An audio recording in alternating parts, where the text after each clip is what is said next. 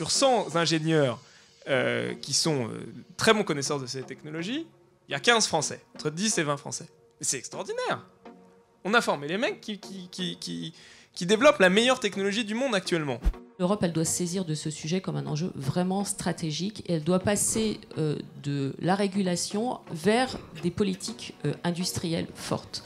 La peur de la nouveauté, elle va se dissiper seulement sous la pression de ces récits d'utilité de ces technologies. Qu'est-ce que ça vous fait? Qu'est-ce que cela peut vous apporter? Comment est-ce que ça peut vous aider?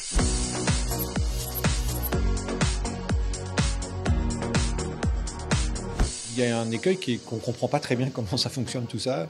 C'est quand même des boîtes noires avec des acteurs qui sont souvent extrêmement puissants. Et je pense qu'il faut lutter contre les monopoles. Il y a toujours la possibilité. Et la concurrence, l'innovation sont vraiment un enjeu extrêmement important.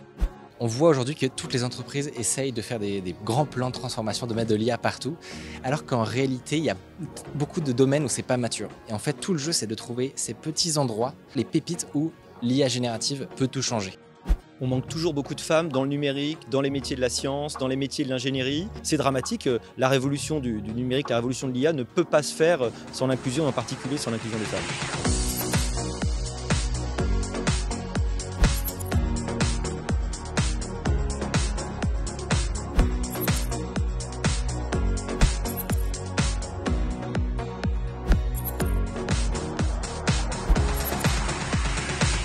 Nous participons au développement de l'écosystème avec un message qui est extrêmement simple pour tous les chefs d'entreprise. N'ayez pas peur, regardez ce qui se passe. Toutes les révolutions technologiques apportent parfois leur lot de questions, mais aussi leur lot d'opportunités.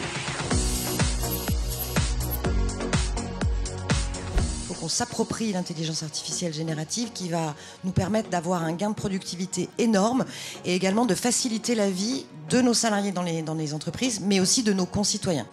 Quelle que soit la taille de notre entreprise, quel que soit notre secteur d'activité, on doit s'approprier cet enjeu de l'IA parce que je considère que les données dont nous disposons, si on les traite bien, seront un actif extraordinaire en termes de marketing, de commerce, de supply chain, d'organisation d'une manière générale.